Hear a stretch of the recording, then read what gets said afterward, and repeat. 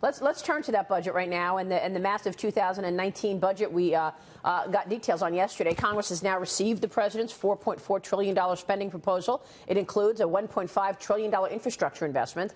In a tweet earlier, the president touted his plan, which revitalizes America's crumbling infrastructure. He says this: "Our infrastructure plan has been put forward and has received great reviews by everyone except, of course, the Democrats. After many years, we have taken care of our military. Now we have to fix our roads, bridges, tunnels, airports, and more.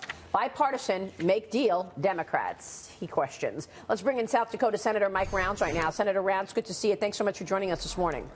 Hey, good morning. I appreciate the opportunity to visit. So let's talk about this budget. You're a member of the Senate Environment and Public Works Committee. How is Congress going to pay for the expensive infrastructure plan? And what's your takeaway, knowing that we are talking now about trillion-dollar deficits for 10 years out and counting? Well, you've raised a couple different issues, and I think your earlier discussion was right on when we talk about the interest rates and what happens as the interest rates go up. Interest rates go up by a quarter point long term. It means about $50 billion more per year for that we have to pay. So this is a significant issue that we have to address. But I'm going to go into a little bit of the infrastructure stuff.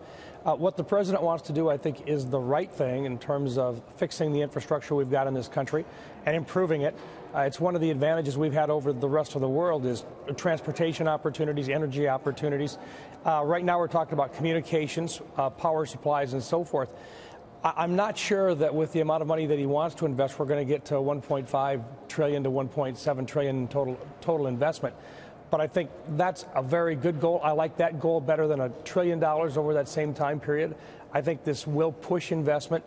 The challenge is how do you get other people to invest when we're putting in about 20% of it at the federal level? And I think that's going to be pretty challenging all the way around. Before we move on, I just want to, you said we were right about our discussion. So what does that mean in terms of these trillion-dollar deficits? How are you going to get your arms around the debt? When does this become a real priority? No, look, as far as we're concerned, that's one of the things that brought a lot of us here to Washington.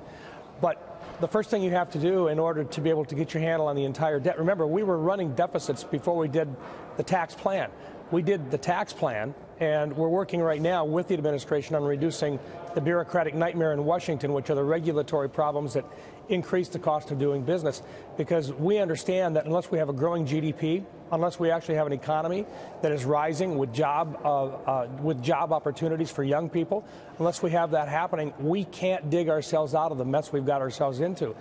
In part because even if you were to take the entire defense budget away and all of what we call the non-defense discretionary money, even if we took it all away and didn't spend a penny on it, we would not balance this budget. And the reason is because about 72% of the entire budget is on autopilot. That's Medicare, Medicaid, Social Security, and interest on the debt. So the discussion that you had earlier about what happens if you go up even a quarter point per, let's just say that the Federal Reserve says, look, we're going to raise the interest rates by a quarter point. And everybody looks at that and says, well, that's not a whole lot of money. But if you look at $20 trillion over an extended period of time, you're talking, what, $50 billion more per year. And that's not $50 billion that's going into infrastructure. It's not going into defense. It's just interest on that debt. So you're exactly right on. But the only way that we can get our handle on this, and this is put into the bill right now, there's a select committee that was established that's actually going to study for the first time in years the budget process. There's a group of us that have said, look, we're fighting each other over whether or not we ought to spend money on defense and on non-defense discretionary items, education, health, and so forth. And yet the rest of it, the largest part of the entire budget, is on autopilot, and nobody is managing it. And that's the part that's going up like crazy. So let's get our handles on this thing, but give us the tools to actually fix the mess we've got ourselves in.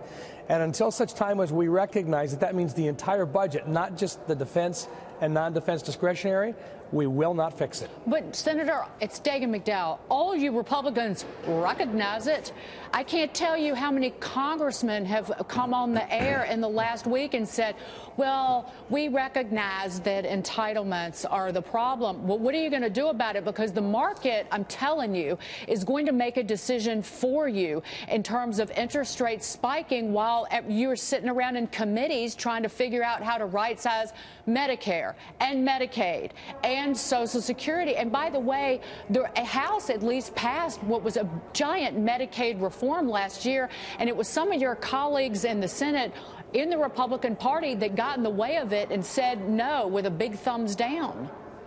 Well, first of all, I will tell you that there are more and more people that understand how critical it is that we actually manage those major programs, Medicare and Medicaid in particular. We can fix Social Security. I mean, I'm convinced we can fix Social Security. We can protect the benefits that are there. But long term, if you really want Medicare and Medicaid to survive, you've got to start managing them. You know, we've got a pension system in South Dakota. We started in 1974, the same year as the Budget Act started at the federal level.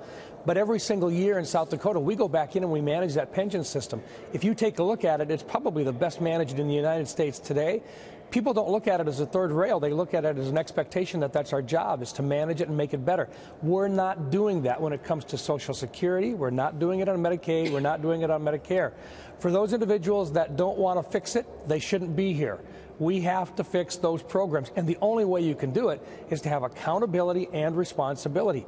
But if you look at the committee structures we've got in the United States Congress today, you spread that out over lots of committees where there can be lots of finger pointing back and forth. That's the reason why I like this select committee idea. I think that's a sleeper in this whole process.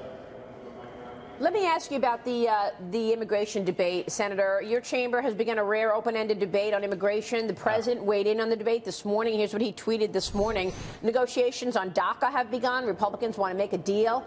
Democrats say they want to make a deal. Wouldn't it be great if we could finally, after so many years, solve the DACA puzzle? This will be our last chance. There will never be another opportunity, March 5th. So, Senator, what are you expecting in terms of a DACA deal with your colleagues across the aisle? The message that we've been sharing back and forth is, number one, we recognize that even if you could get something out of the Senate, the president's got to be able to approve it, and the House will never touch it unless the president's on board. He's identified 4 pillars. Basically, we're going to start with border security. We think we can work that through and get what the administration needs to in order to do the border security that really is a signal that as a country we can protect the borders that we've got today. Second of all, we will address the DACA issue. I think the president came way forward from a lot of people from what they thought he would do.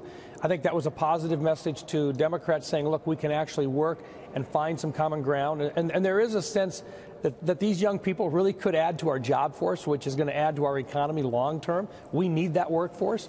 And then in order to do that, though, there are some things that pop up. And that is how we handle the current system of immigration and these young people, as they become citizens, what they can do to bring other members of their family in. So it's a matter of identifying the nucleus of the family as still being available, but stop what the president has called chain migration, which slows down the ability of other people who are legally in line today and are trying to come here with good trades and so forth and merit. And we've got to get a handle so that those people with merit can actually come in and get in line and expedite the movement through the process. All right, we will leave it there. Senator, great to have your insights this morning. Thanks so much. Thank you. Senator Rounds joining us.